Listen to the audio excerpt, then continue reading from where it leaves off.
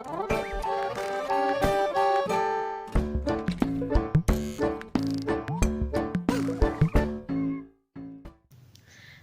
kita lanjut lagi dari part pertama. Ada 4 poin yang sudah kita bahas, yaitu penjadwalan aktivitas, macam-macam jenis tes tambahan SKB, latihan soal, dan protokol SKB. Sekarang kita lanjut ke poin berikutnya. Poin 5 adalah cross check. Cross check ini ada sangkutannya dengan poin keempat, yaitu protokol SKB.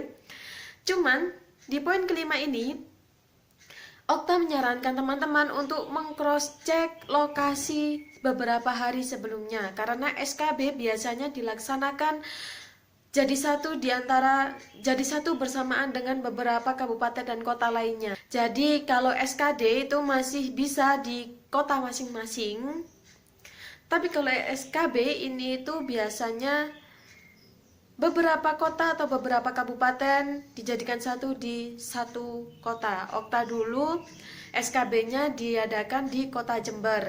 Okta perjalanan dari Malang ini lumayan lama, 7-8 jam naik bis. Okta datang Okta datang 1 hari sebelumnya. Nah, bagi teman-teman ini, jika memang nanti lokasi SKB-nya di kota lain, ada baiknya jauh-jauh hari mempersiapkan, bisa meng-cross-check teman yang lokasinya di sana atau browsing mencari penginapan. Kalau bisa 1 hari sebelumnya sudah tiba di lokasi. Karena selain medan jalurnya itu mesti berbeda dengan kota tempat tinggal kita, karakteristik lalu lintas juga pasti berbeda. Jangan sampai nanti di hari H atau waktu mepet mendekati pelaksanaan, kita masih harus muter-muter cari lokasi. Itu bisa juga memboros energi, mengacaukan konsentrasi, dan mengacaukan penampilan kita. Pasti akan berkeringat dan kusut. Padahal idealnya adalah kita harus datang ke lokasi minimal 1 jam sebelumnya dalam kondisi prima dan psikis yang tenang. Poin berikutnya yaitu adalah sarapan. Kenapa sarapan di sini sangat penting sekali? Karena otak tidak akan bekerja dengan maksimal jika pencernaan kita terganggu. Tapi teman-teman harus berhati-hati karena memang perut tidak boleh kosong, terutama yang memiliki penyakit MAH. Tapi jangan sampai perut diisi terlalu kenyang. Karena jika dalam proses pelaksanaan tes kita ingin buang air kecil atau buang air besar, itu sangat mengganggu sekali.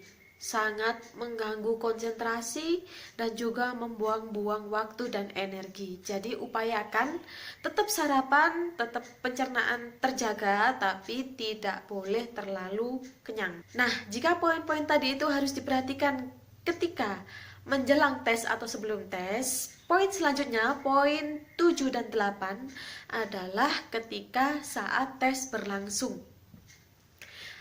Apa saja yang harus diperhatikan oleh teman-teman ketika saat tes berlangsung? Yang pertama yaitu timing, manajemen waktu atau pengaturan waktu.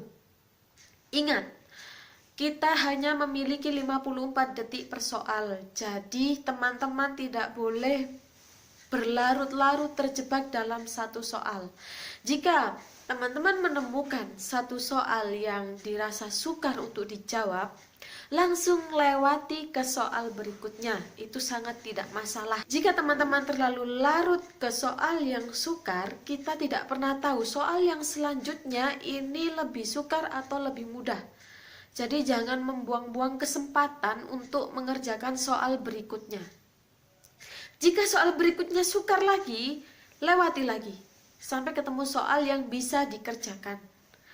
Kalau teman-teman menerapkan metode ini, nanti di akhir pasti akan memiliki banyak atau sedikit sisa waktu. Nah, dari sisa waktu tersebut, kita bisa kembali ke soal sebelumnya yang sukar-sukar tadi dan fokus untuk mengerahkan sepenuh hati dan sepenuh pikiran untuk konsentrasi penuh menjawab soal yang sukar-sukar tadi. Poin terakhir yang harus kita perhatikan ketika proses tes berlangsung adalah yaitu fokus mental juara. Apa itu mental juara? Sebelumnya saya jelaskan dulu bahwa corak soal dalam SKB ini adalah menggunakan soal HOTS atau High Order Thinking Skill dan memerlukan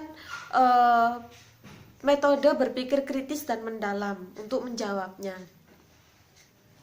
Dalam menjawab soal HOTS ini, sekecil apapun perasaan pengganggu yang datang menghampiri pikiran akan dapat membuyarkan fokus teman-teman. Akibatnya, meskipun soal dibaca berulang-ulang kali, jika ada perasaan pengganggu atau tidak bisa konsentrasi, jelas tidak akan dapat memahami soal tersebut, dan ini tentunya akan membuang-buang waktu. Untuk mencapai pikiran fokus diperlukan kesiapan mental. Sedangkan mental kuat dapat dibangun melalui pola pikir, yaitu pola pikir yang dapat membantu peserta untuk membangun tingkat kepercayaan diri yang maksimal. Teman-teman dapat memulainya dengan menanamkan mindset mental juara. Mindset mental juara itu adalah kita fokus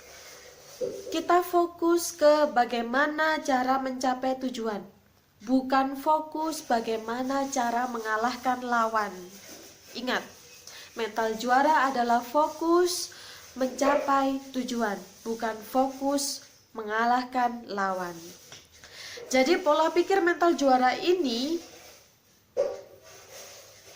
akan membawa peserta ke tingkat kepercayaan diri yang maksimal.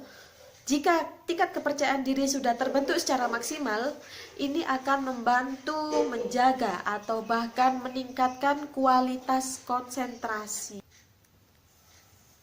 Jadi 8 poin yang sudah kita bahas di sini adalah penjadwalan aktivitas, macam-macam tes tambahan SKB, latihan soal, protokol SKB, cross check, sarapan, timing, dan fokus mental juara.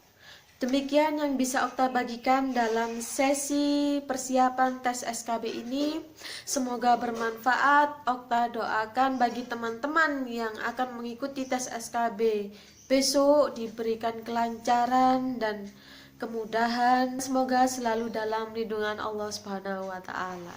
Jika teman-teman suka dengan video ini, jangan lupa like, tinggalkan komen di bawah, share, dan subscribe. Well, semoga bermanfaat. Sekian dari Okta. Wassalamualaikum warahmatullahi wabarakatuh. See ya.